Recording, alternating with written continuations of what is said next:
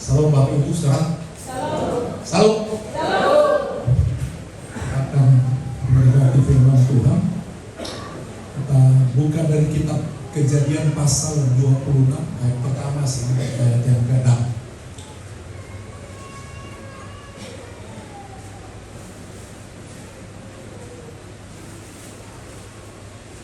Kejadian pasal 26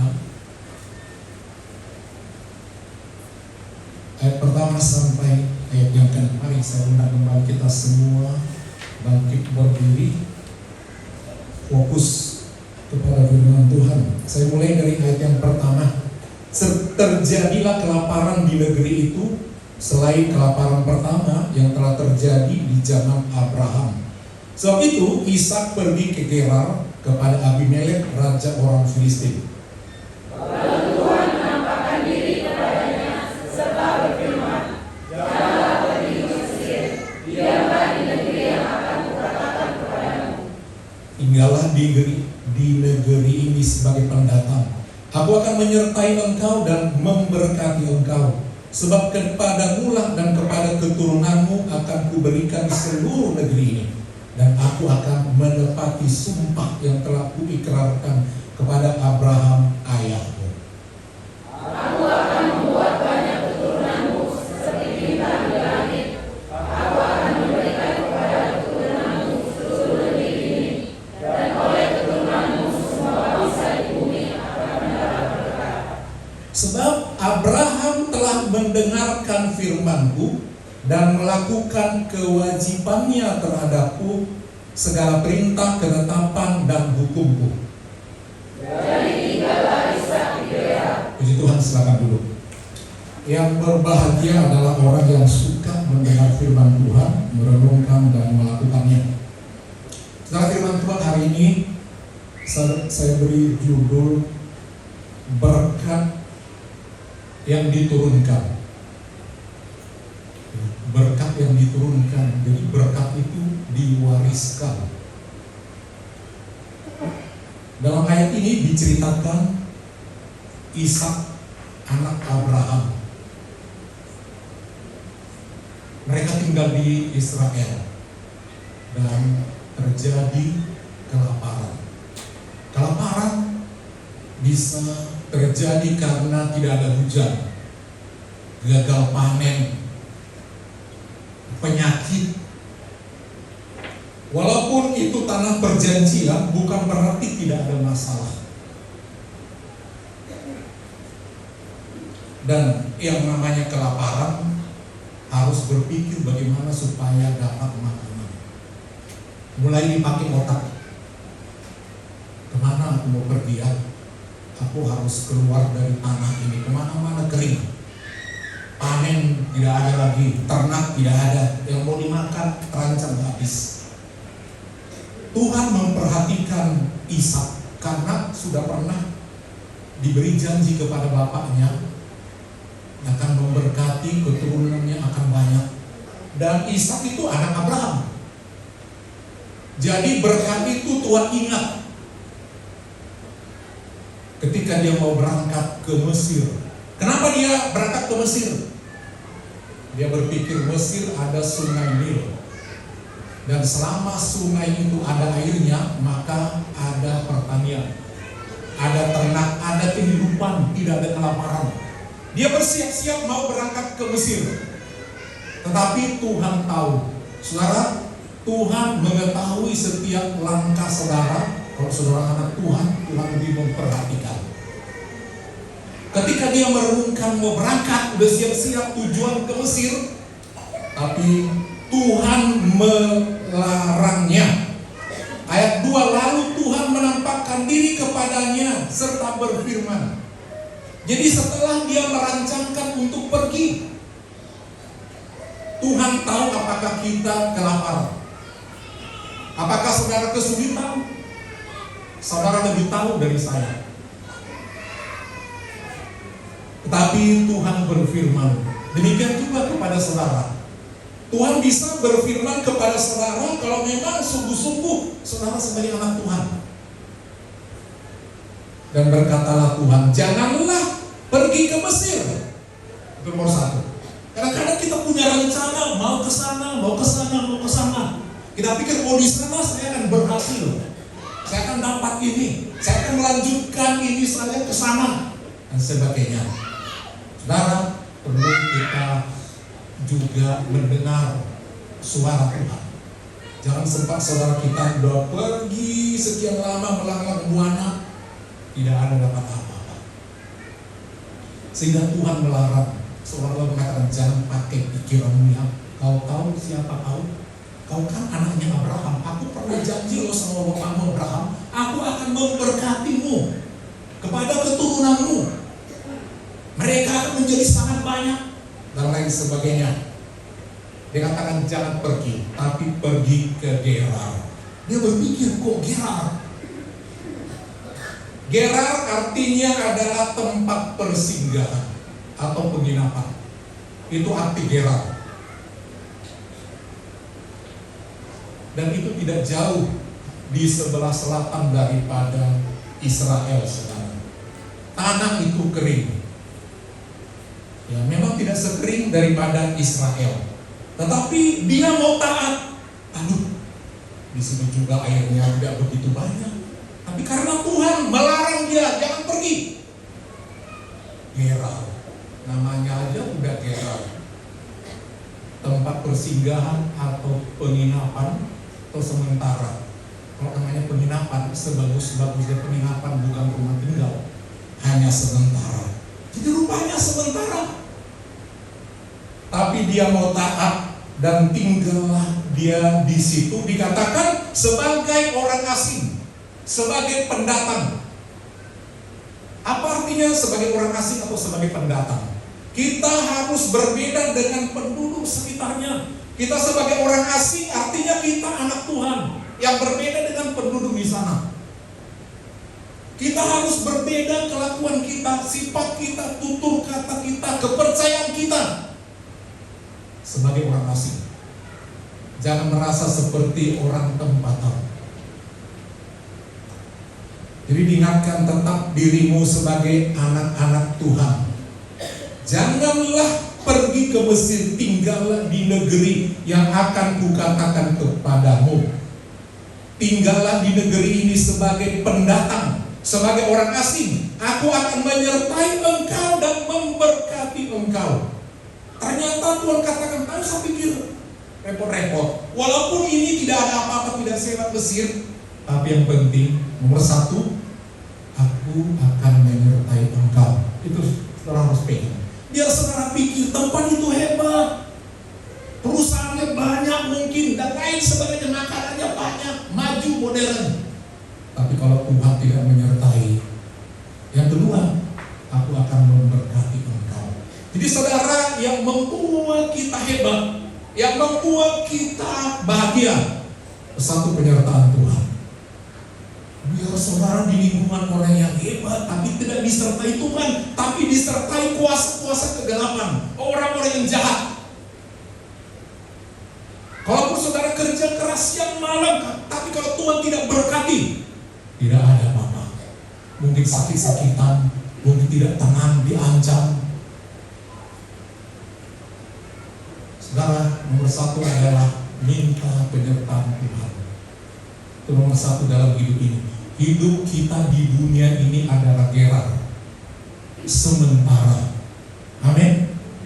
Amin. Itu nomor satu.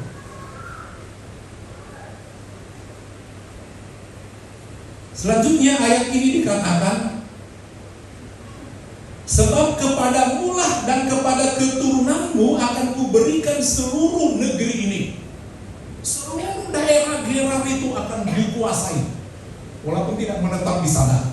Akan kuberikan, artinya mereka menjadi disertai dan diberkati. Apa yang dipegang di sana diberkati oleh Tuhan. Dan akan menepati sumpah yang telah kuikrarkan kepada Abraham ayahmu.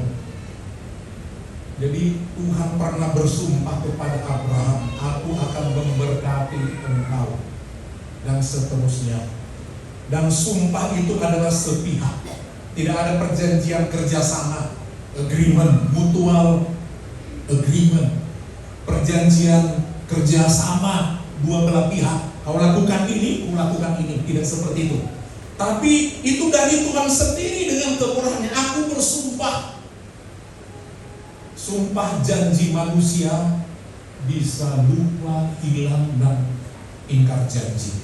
Tapi sumpah daripada Tuhan, sekali dia katakan, aku akan menyertai, aku akan memberkati, pasti diberkati. Tuhan tidak pernah melanggar janjinya. Itu sebabnya diingat sumpahnya kepada Abraham. Apa artinya saudara? Orang tua kita atau saudara sebagai orang tua, kalau saudara memang melakukan apa yang Tuhan kehendaki, dan Tuhan sudah berjanji akan memberkatimu dan memberkati keturunanmu,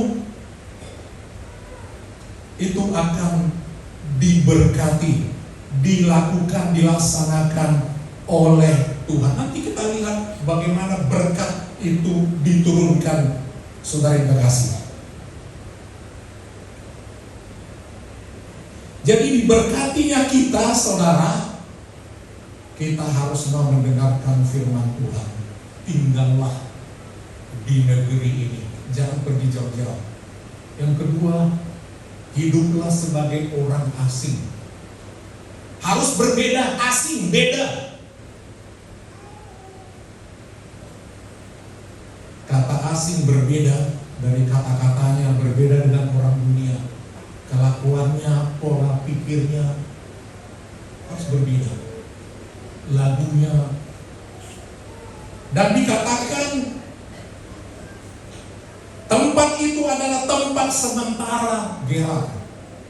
Jadi walaupun ada kesulitan dalam hidup ini, katakan hanya sementara. Ketika ada kelaparan, ketika kita alami kesulitan, katakan Gerar, hanya sementara. Amin Bapak Ibu. Amin. Hanya sementara. Asal kita mau mendengar firman Tuhan, kita akan mendapatkan tuntunan berkat Tuhan. Ada janji Tuhan, tinggallah di negeri ini sebagai orang asing. Aku akan menyertai dan memberkati engkau. Jadi yang membuat kita diberkati bukan sekedar karena kita pintar, karena ada backing dan lain sebagainya. Nomor satu saudara di dunia ini, kita penyertaan Tuhan dan berkat Tuhanlah yang perlu ada dalam diri kita. Mari kita lihat saudara, apa yang disebut berkat Tuhan itu. Berkat berasal daripada kata bara.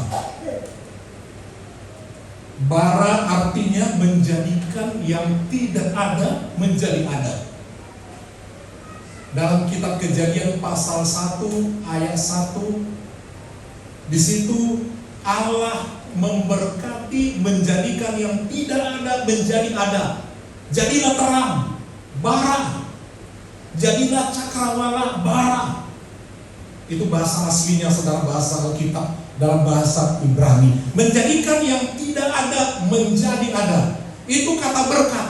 Yang kita tidak punya gaji sekian menjadi gaji sekian. Yang tadinya hanya sekian menjadi sekian-sekian. Yang tidak ada menjadi ada, itu bara, itulah berkat. Jadi pengertian berkat yang tidak ada menjadi ada. Amin Bapak Ibu. Karena Tuhan sanggup mengadakan. Tapi satu hal, bahwa kita harus menerima berkat daripada Tuhan, menerima janji daripada Tuhan. Kenapa diberkati? Mari kita lihat apa yang terjadi sebenarnya kepada Abraham. Ayat yang kelima. Inilah alasannya kenapa mendapat berkat. Ayat yang kelima. Sebab Abraham telah mendengarkan firman-Ku dan melakukan kewajibannya terhadapku, segala perintah, ketetapan, dan hukum-Ku. Jadi saudara, ini kuncinya. Bagaimana berkat itu datang kepada Ishak, itu dimulai dari bapaknya. Itu sebabnya kita sebagai bapak-bapak, sebagai ibu-ibu, sebagai orang tua, kalau ingin engkau diberkati dan ingin keturunanmu diberkati, pegang ayat firman Tuhan hari ini, saudara yang kekasih, di ayat yang kelima. Sebab ini menjawab kalimat yang di atas, aku akan membuat keturunanmu banyak seperti bintang di langit. Aku akan memberikan kepada keturunanmu seluruh negeri ini, dan oleh keturunanmu semua bangsa di bumi akan mendapat berkat. Jadi berkat dari Abraham turun ke anaknya. Jadi mari kita menjadi orang yang seperti Abraham. Sebab Abraham telah mendengarkan firman-Ku. Amin Bapak, itu nomor satu.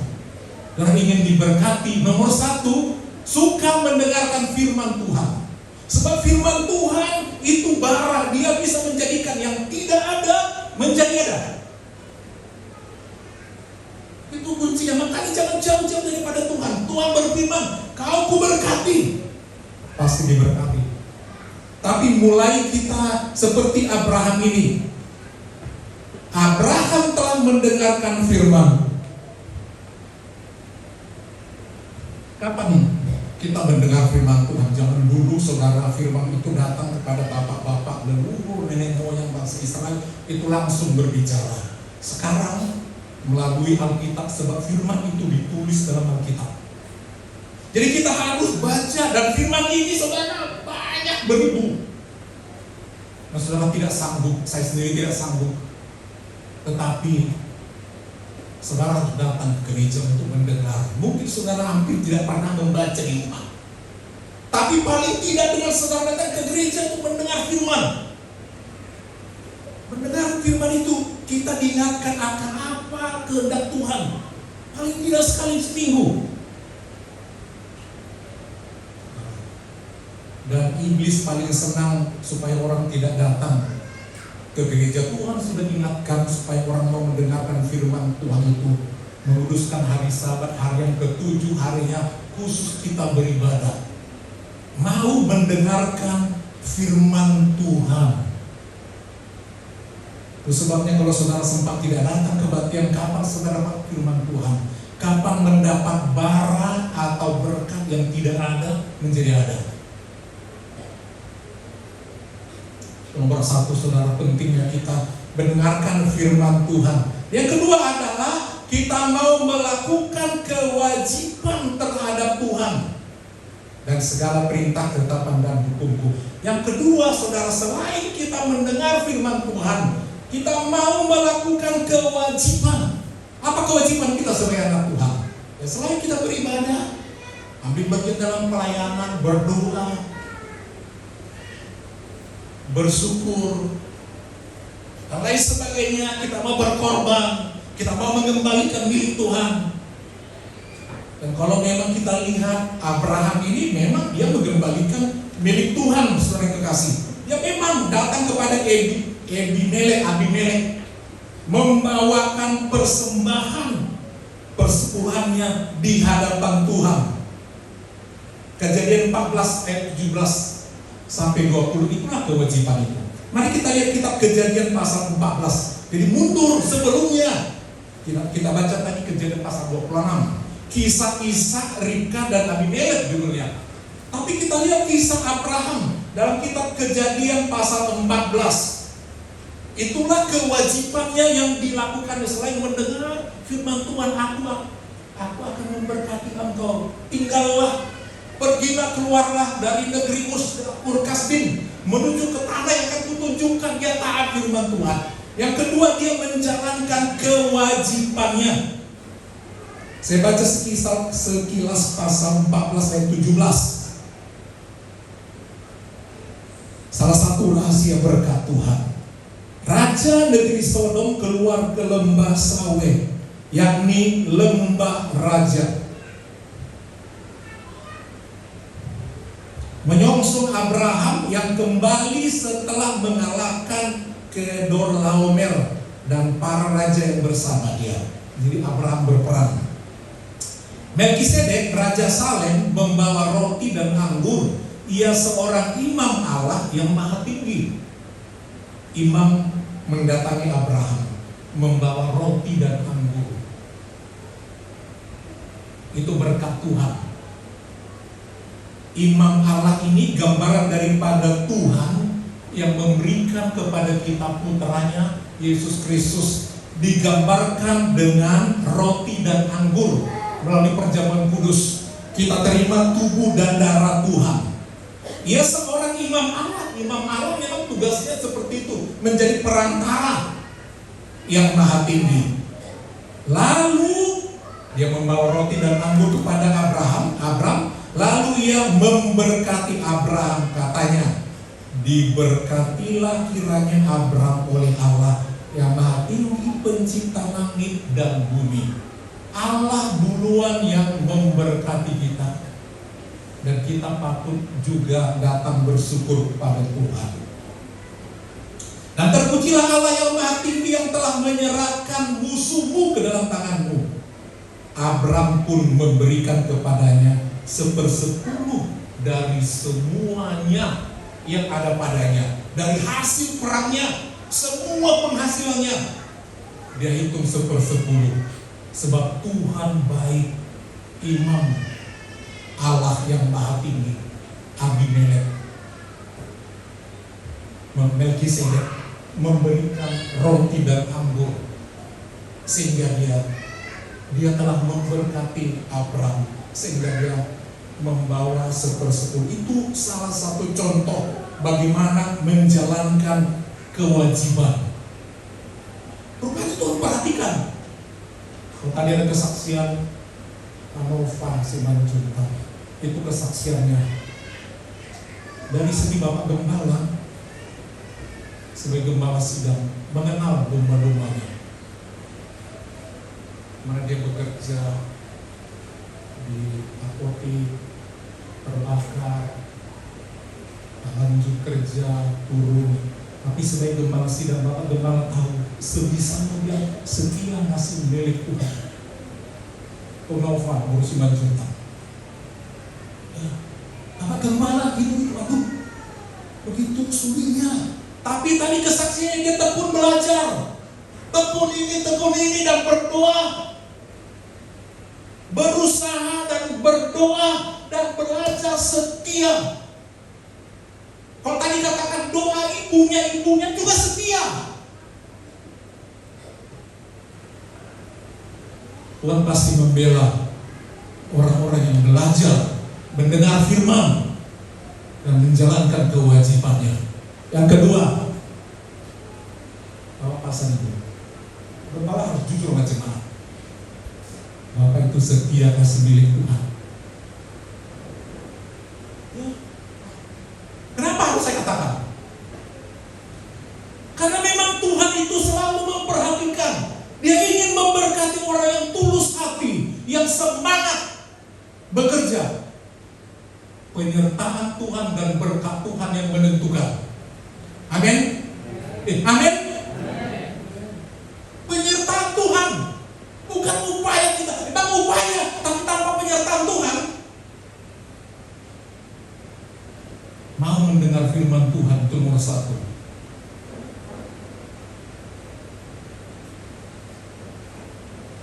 Yakinlah berkat itu akan datang. Kembali ke ayat yang keempat. Apa janji Tuhan kepada mereka yang setia? Kembali ke ayatnya tadi, pasal 26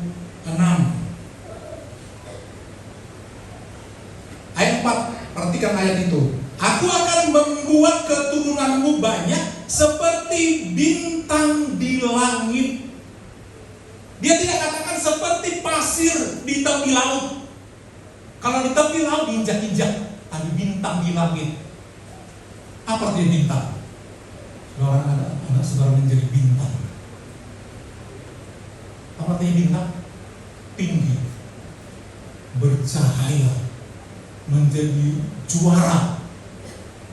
Itu bintang. Bintang di langit, berkelip dilihat orang. Nggak ada orang yang bisa turunkan bintang. Kalau Tuhan memberkati, pasti Tuhan berkati. Amin Bapak Ibu.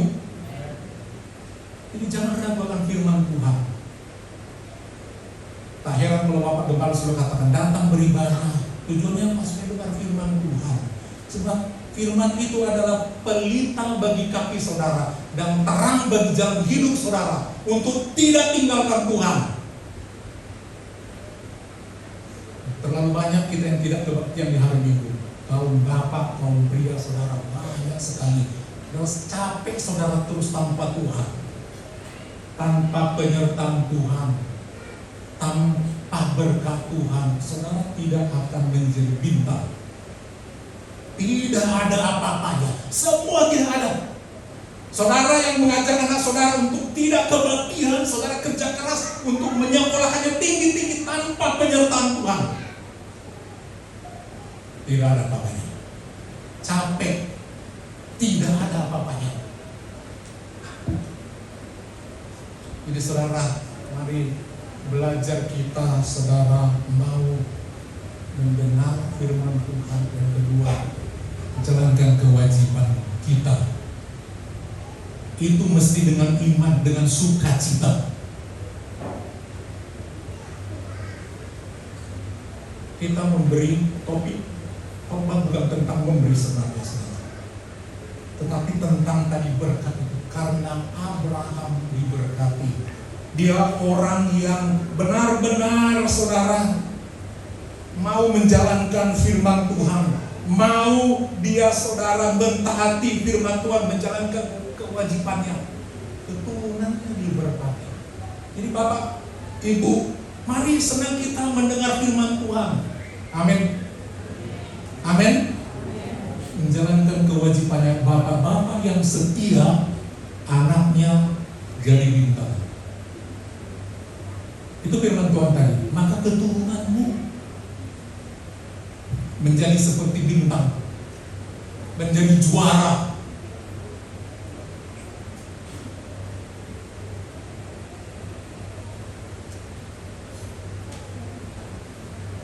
Saudara yang kekasih, satu kali di negeri Belanda ada satu keluarga. Si ibu rajin beribadah, setiap minggu nggak lepas kebaktian. Tapi suaminya di awal pernikahan masih mau kebaktian, lama-kelamaan timbul tenggelam kebaktiannya.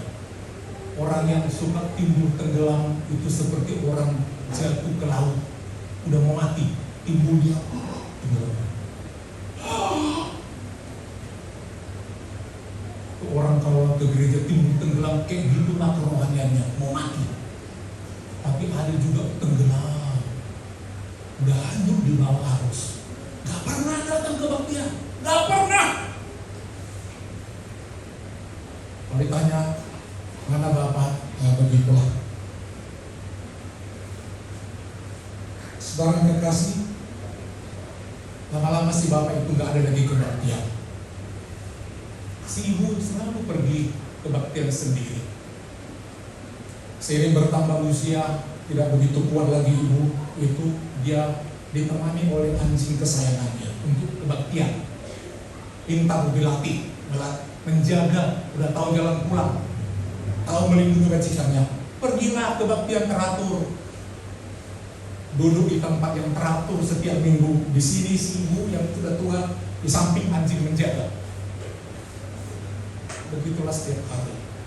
Satu kali si ibu itu sakit dan meninggal. Si bapak semakin malu karena tidak ada yang mencereweti, makin macam-macam.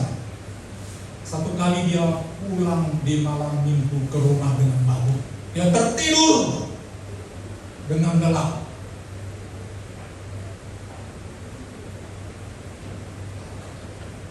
Di minggu pagi itu, kira-kira jam 10 pagi, sebelum jam 10 pagi, tiba-tiba anjingnya menggeriak, minta keluar, lari sana lari sini, mengetok-ngetok dengan kakinya pintu kamar, bikin bising. Akhirnya bangun tuannya. Kemudian dia pergi ke pintu mau keluar, suruh ketok-ketok. Bingung si tuannya, mengganggu tidur aja. Udah tahu belum cukup tidur, tadi baru lagi tidur.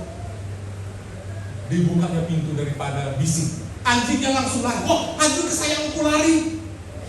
Dia kejar anjingnya.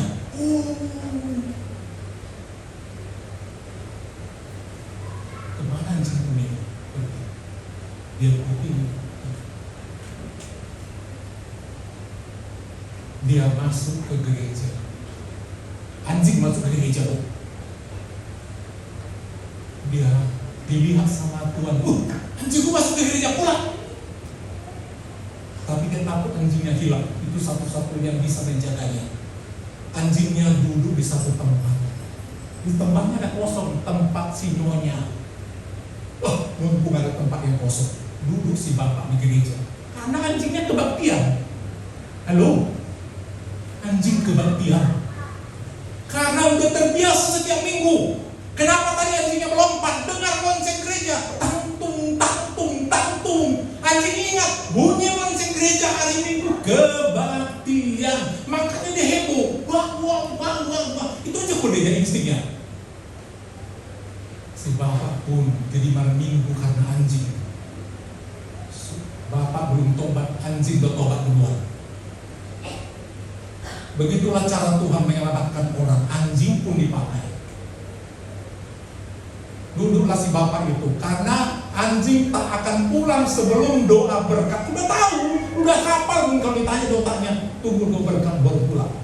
Tunggu amin. Duduk anjing itu ditarik pun gak mau. Kebaktian kusuk.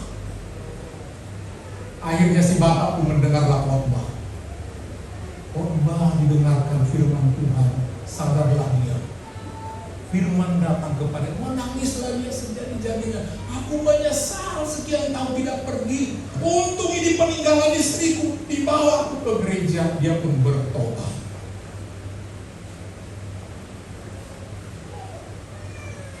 Saudara, jangan tunggu ada hal yang lain mengingatkan saudara buat datang ke bagian untuk dengar firman Tuhan. Amin. Jangan tunggu yang aneh-aneh.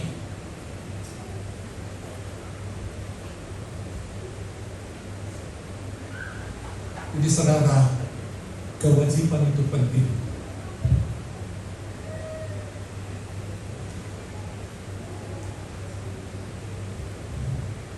Coba Pak Pembala tanya selain daripada hal yang tadi, kewajiban saudara menurut diri saudara kalau saudara jadi orang Kristen, versi saudara dulu.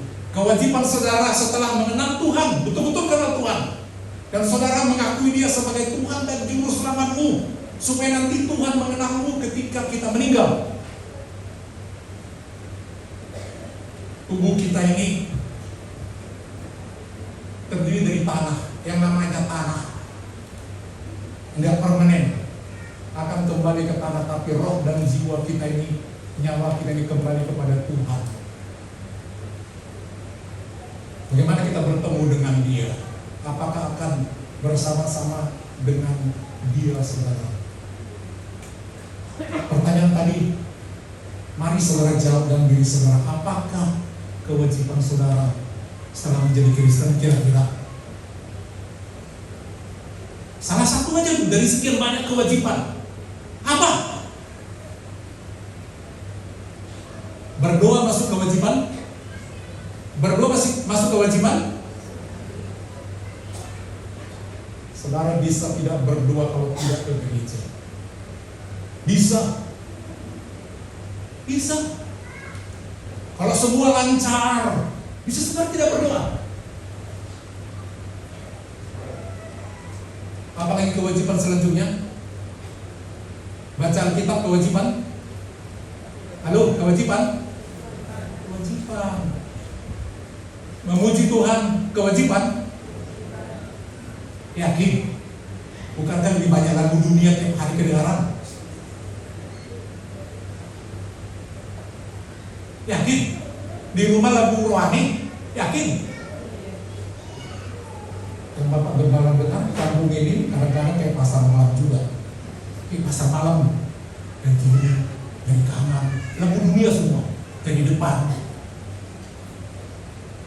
Itu fakta. Dan semua lomba keras, berlomba. Kalau enak masih bisa goyang-goyang Bapak Gembala. Kalau lagu dunia Enak juga ya liburan. Karena nggak bayar, nggak makan listriknya. Tinggal orang penyanyinya, kita menikmati. Nggak kita bayar juga dia bernyanyi, kita nikmati. Tapi kadang-kadang memang kacau banget. Kacau, nggak bisa dinikmati. Kewajiban salah satu kita adalah memuji Tuhan. Amin. Amin. Jangan takut bernyanyi ke depan, karena di luar saudara nggak takut bernyanyi. Orang banyak teman, masa lu takut di depan? Karena yang melihat kan orang-orang lagi. Kenapa itu takut? Kenapa malu? Di luar kan udah malu bernyanyi. Dan lain sebagainya, saudara. Kalau saudara ingin diberkati, pegang firman Tuhan itu. Kewajiban. Kalau memberikan ucapan syukur itu tidak ada kewajiban. Dan kalau saudara teratur kasih sekedar ucapan syukur, perlu ditanya, ucapan syukur karena apa? Biasanya ucapan syukur, ya seperti tadi, jadi PNS misalnya, perlu ada ucapan syukur. Halo? Perlu ada nggak? Kalau ulang tahun, perlu ada ucapan syukur. Itulah ucapan syukur. Tapi kalau kita katakan setiap bulan kita kasih ucapan, ada wajib. Pujian, penyembahan, persembahan biasa milik Tuhan. Itu firman Tuhan, saudara. Dan tidak ada yang dipaksa. Mau kasih milik Tuhan, monggo. Mau nggak kasih, monggo. Ini kan soal janji berkat. Amin. Tidak ada yang merasa dipaksa, tapi Allah akan membedakan. Allah akan membedakan. Kelak yang semangat hidupnya mencari, bekerja, belajar, berusaha, tambah setia menjalankan kewajibannya. Ingatlah, anak-anakmu diberkati. Tadi dikatakan dalam ayat yang kelima itu, karena Abraham, sebab Abraham telah mendengarkan firman-Ku dan melakukan kewajibannya, makanya aku membuat keturunanmu banyak. Ayat yang keempat, seperti bintang di langit. Mereka semua orang yang maju, anak bintang. 5 anaknya semua bintang, semua dibanggakan. Enak gak? Enak gak? Enak. Satu aja udah senang ya. Satu aja jadi bintang, kebanggaan. Senang gak? Senang. Bintang di langit. Mari keluarga yang terbiasa tidak datang ke kebaktian datang. Datang. Layanilah Tuhan. Dia siap memberkati. Mari kita bangkit berdiri.